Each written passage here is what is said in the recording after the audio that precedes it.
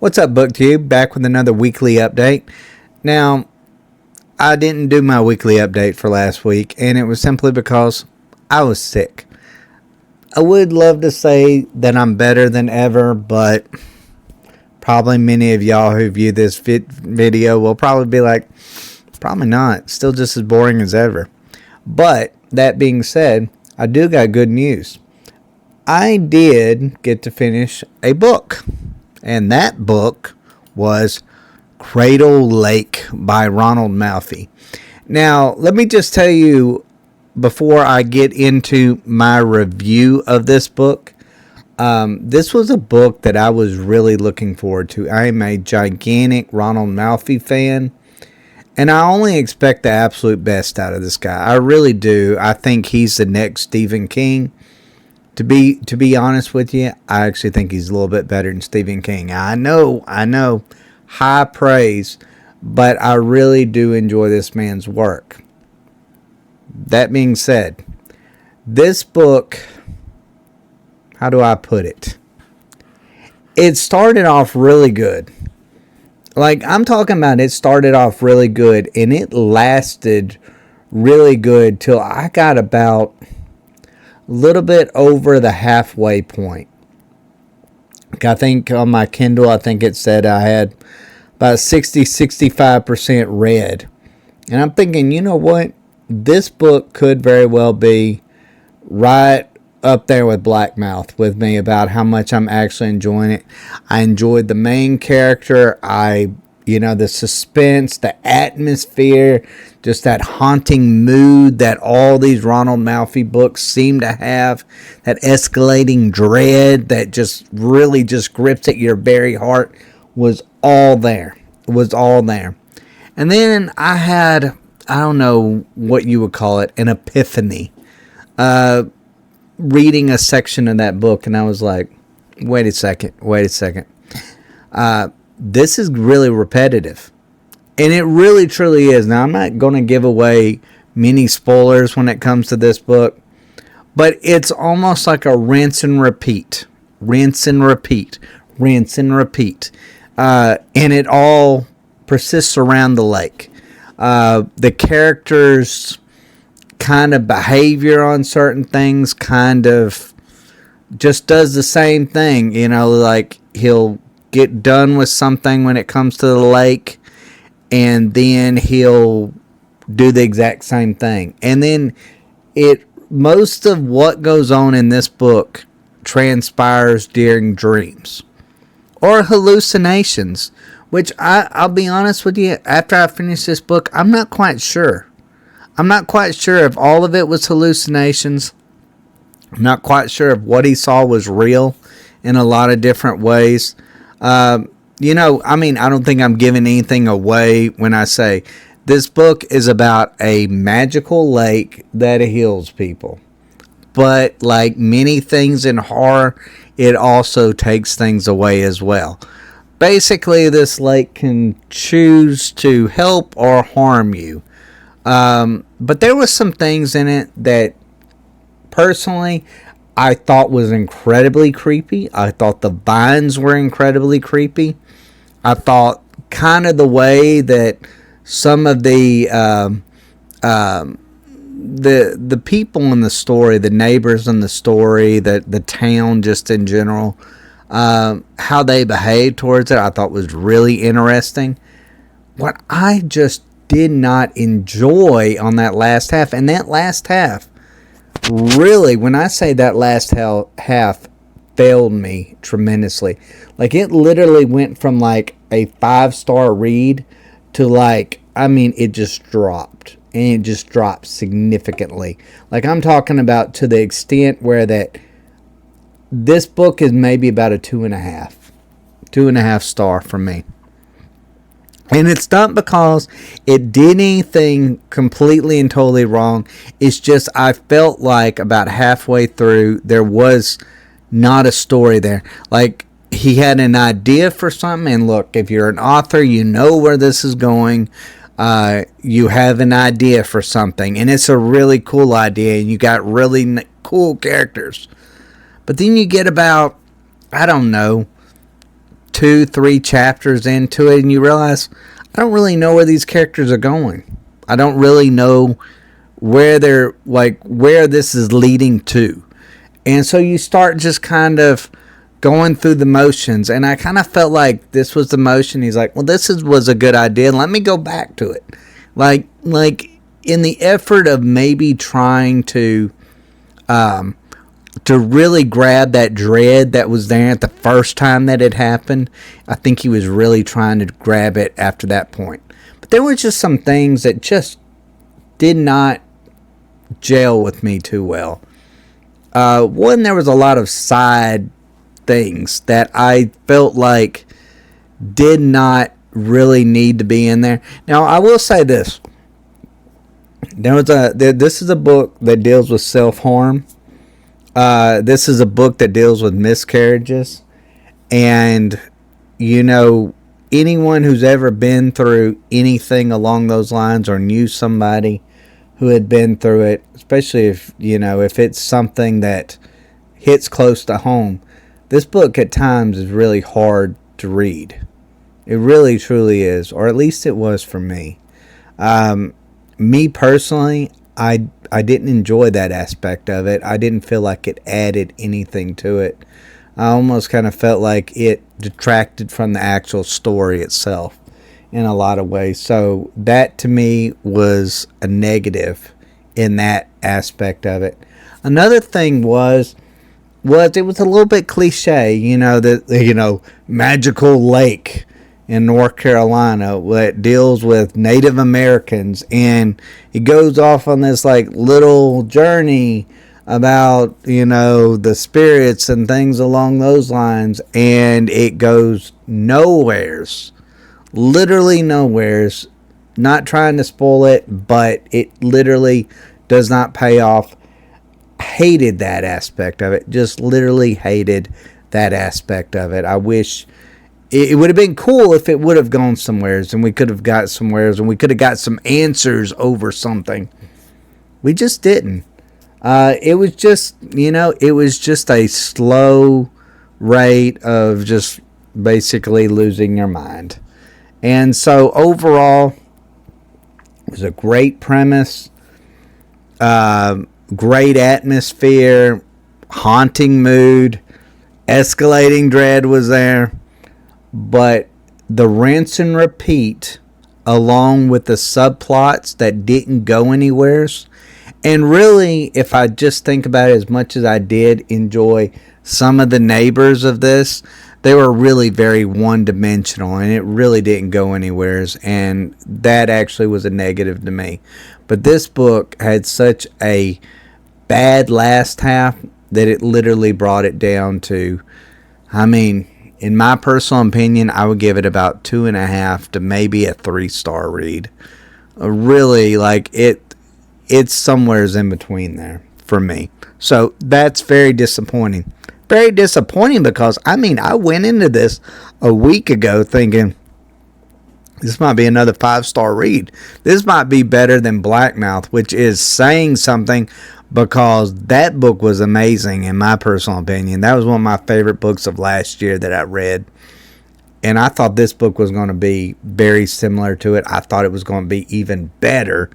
And for the most part of it, for at least the first half, it truly actually was. I did enjoy the character a lot more, but I just felt too much rinse and repeat and too many one-dimensional characters. And I did not, again, enjoy the aspects of some of the things when it come to the miscarriage aspect of it, when it dealt with the self-harm thing. I just felt like that stuff just kind of needed to be left out. Maybe some of the ghosts needed to be left out as well. I felt like this story would have been just cool with the lake that does things to people. Would have enjoyed that. Or the vines. That would have been totally cool with me. Unfortunately, it did not stay there. So, disappointment in that regard. Now, as far as the book that actually has taken its place, let me tell you where I started off after I finished Cradle Lake. I started Malazan. And I was like, I'm going to read Malazan, the first book in Malazan. I'm going to see what all of this is about. Now, I got about halfway through. Well, I won't say I got halfway through. I got far from halfway through that book. I got about 100 pages, 150 pages into it.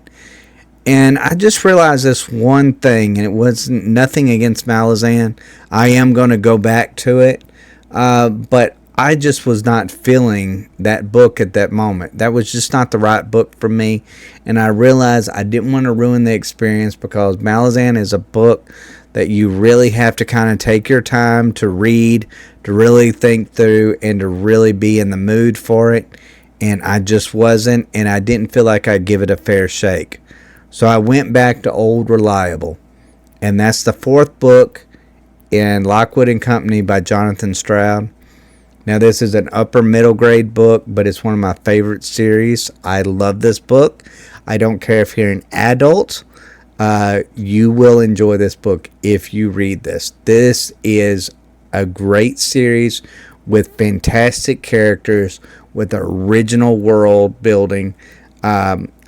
Everything from side characters to the mystery to all of it really is fascinating. Now, how have I enjoyed this book? Well, let's just say I'm already halfway through it.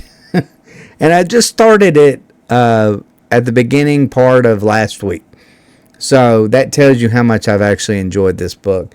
It's one of those books that's hard for me to put down, but it's only simply because I love the characters of this book so much. I really, truly do. I want to know where this is going. Now, has this so far been my favorite book of the series? No, it has not.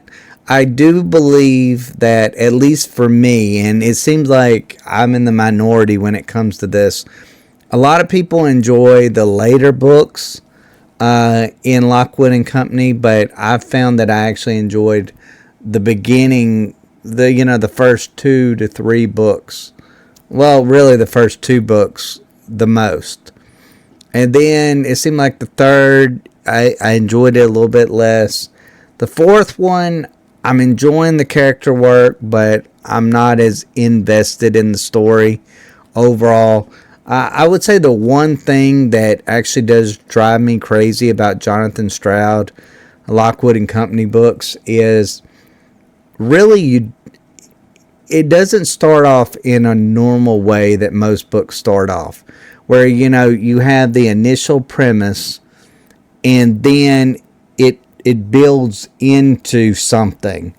These books just kind of start off where, like, you're just dropping into the world, and that's currently where the character is. It kind of feels that way a lot, and it was really hard for me when I first started reading Lockwood and Company to get used to that, especially in the first book. But now that I'm used to it, it doesn't bother me so much, but I still kind of feel like maybe that could have been handled a lot better. But I guess that's just his writing style. I don't know. Because we're 4 books in, and it's happened all 4 books. So maybe that's just it. This has like an overall, main storyline.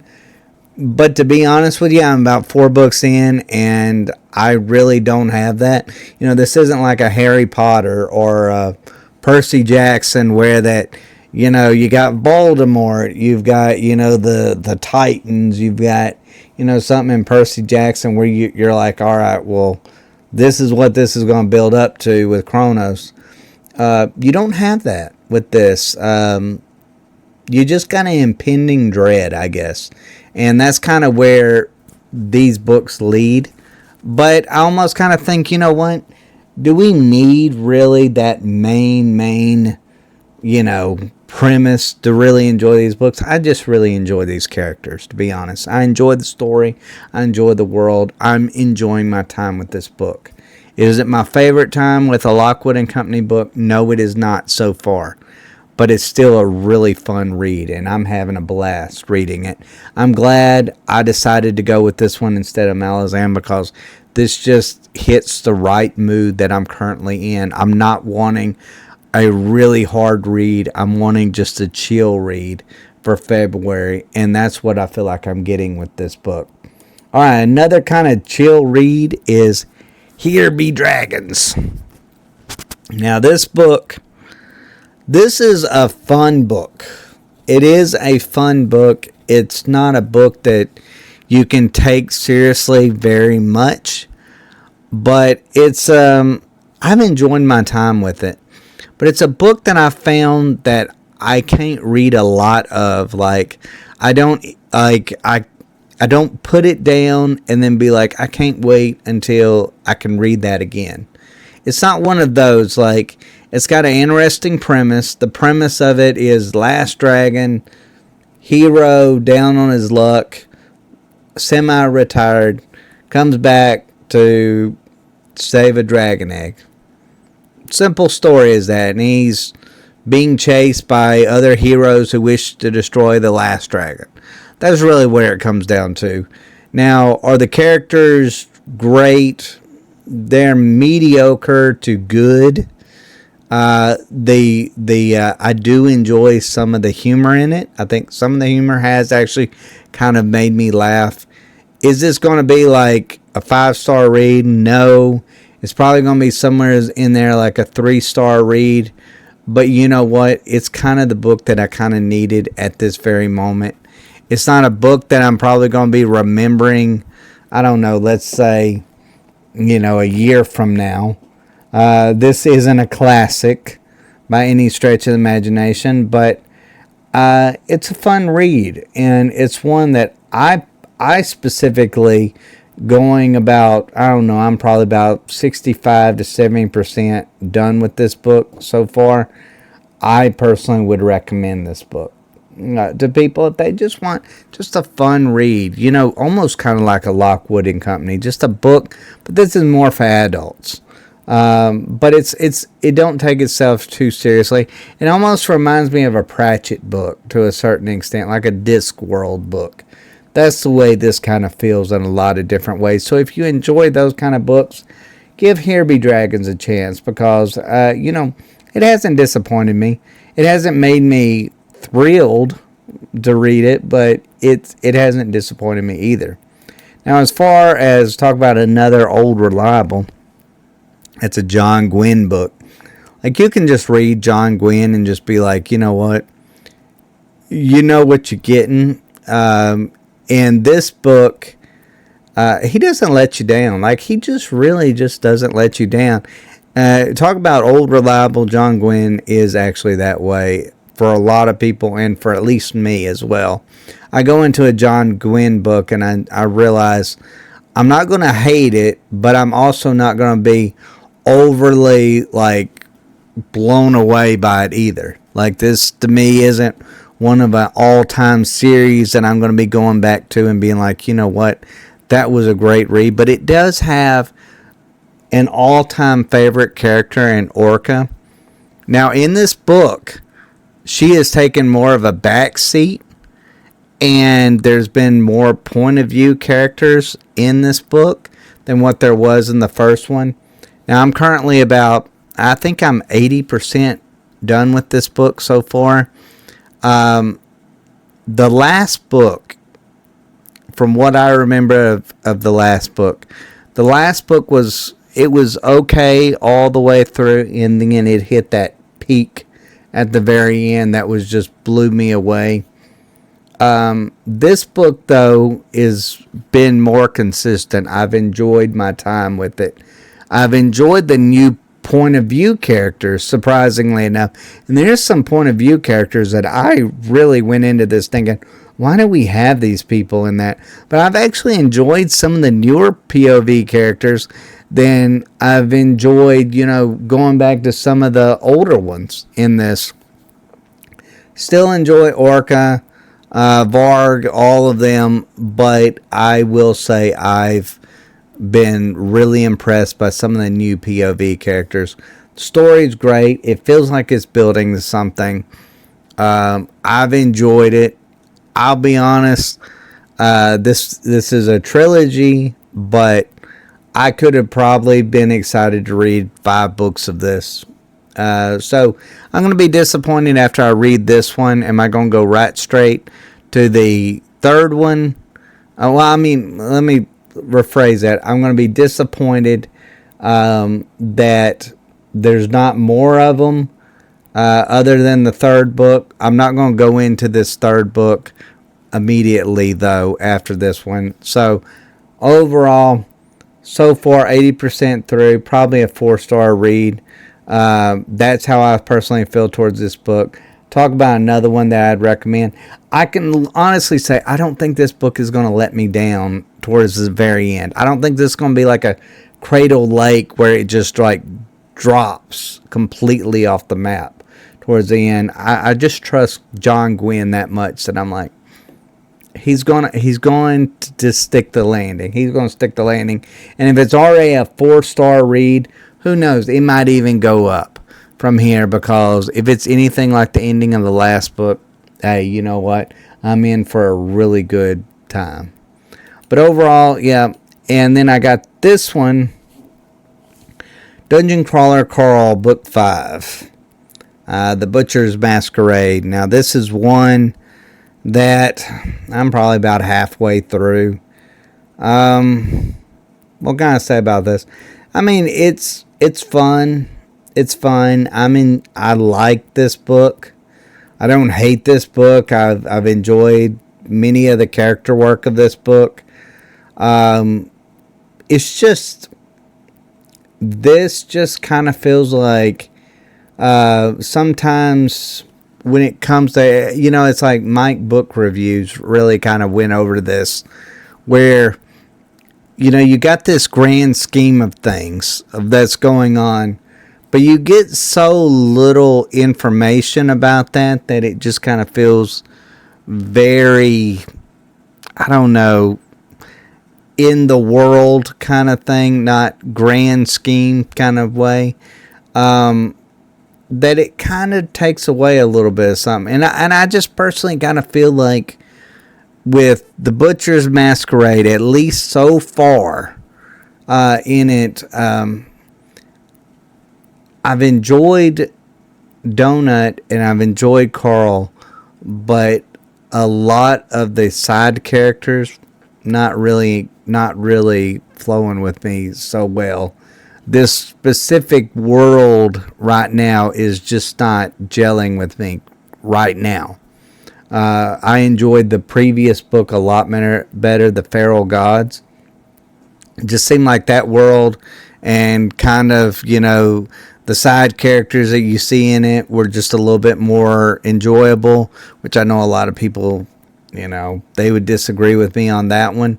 But as far as this one this is just kind of feels like it's just steady, but it's not at that grand scale of things like really some of these Dungeon Crawler Carl books can get, because they really are fun reads and they're fun characters, and I really do enjoy this series. This is probably top 3 series for me all time. I really do enjoy this, but overall, I feel like The Butcher's Masquerade, maybe we're probably looking about a 3.5, maybe 4-star read.